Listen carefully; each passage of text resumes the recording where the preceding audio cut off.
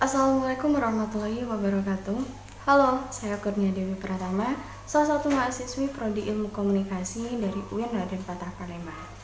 Tujuan dibuatnya video ini untuk memenuhi tugas ujian tengah semester mata kuliah Komunikasi dan Perubahan Sosial di bawah bimbingan yang terhormat Ibu Putri Citrahati. Semoga bermanfaat.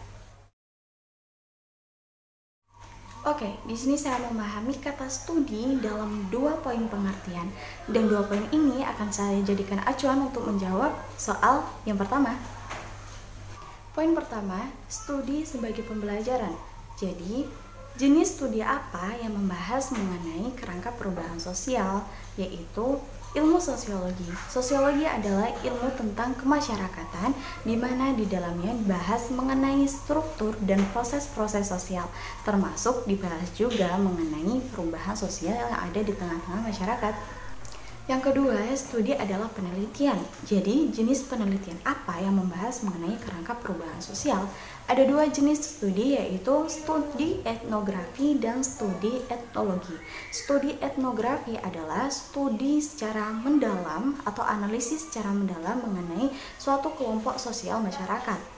Sedangkan studi etnologi adalah studi yang membahas mengenai tingkah laku individu dalam ruang lingkup masyarakat. Karena pihak yang menjadi sasaran utama dari perubahan sosial merupakan masyarakat. Maka dari itu perlunya studi atau penelitian mengenai masyarakat atau individunya dalam setiap masyarakat. Bentuk-bentuk perubahan sosial yang ada di masyarakat sangat beragam. Yang pertama yaitu perubahan sosial berdasarkan waktunya, dibagi menjadi 2, yaitu revolusi dan evolusi. Revolusi merupakan perubahan secara cepat, di mana membutuhkan persiapan yang sangat matang sehingga proses berubahnya pun membutuhkan waktu yang sangat singkat. Yang kedua yaitu evolusi, yaitu perubahan dengan waktu yang lambat, di mana perubahan ini memerlukan tahapan-tahapan tertentu dari yang kondisi tradisional menuju kondisi yang maju dan modern. Bentuk perubahan sosial yang kedua yaitu perubahan berdasarkan sudut pandang masyarakatnya, dibagi menjadi 2, yaitu perubahan yang dikehendaki dan tidak dikehendaki. Perubahan yang dikehendaki merupakan perubahan yang ingin dicapai oleh pihak-pihak tertentu yang menginginkan perubahan tersebut. Sebagai contohnya yaitu program keluarga berencana yang berguna untuk menekan pertumbuhan penduduk. Yang kedua yaitu perubahan yang tidak dikehendaki, di mana perubahan ini di luar jangkauan keinginan masyarakat, sehingga apabila perubahan itu terjadi maka akan menimbulkan masalah dan kekacauan di ruang lingkup masyarakat. Sebagai contohnya yaitu perubahan sosial yang diakibatkan oleh pandemi COVID-19 seperti keadaan saat ini. Yang ketiga, perubahan sosial berdasarkan pengaruhnya, yaitu ada pengaruh besar dan pengaruh kecil. Pengaruh besar merupakan perubahan sosial membawa pengaruh yang berarti bagi masyarakat dan juga sistem sosial yang ada di masyarakat. Sebagai contohnya yaitu perubahan masyarakat dari agraris menuju masyarakat yang industri.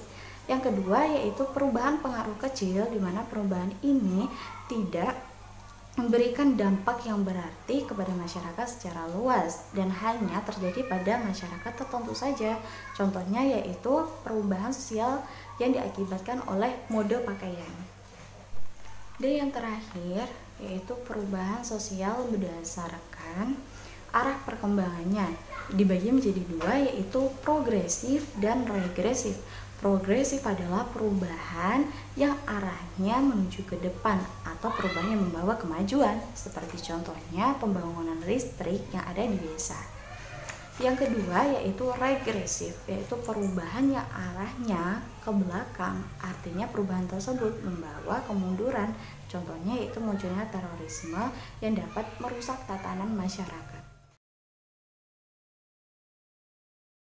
Hubungan sebab akibat dari perubahan sosial merupakan hubungan yang terjadi atau hubungan yang timbul dikarenakan adanya suatu kejadian sehingga menimbulkan dampak dalam suatu ruang lingkup masyarakat. Artinya, suatu kejadian pasti akan menimbulkan dampak bagi lingkungannya.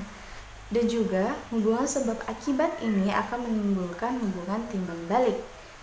Artinya, manusia adalah sasaran utama dari perubahan sosial, sedangkan perubahan sosial ini bisa saja timbul karena masyarakat itu sendiri.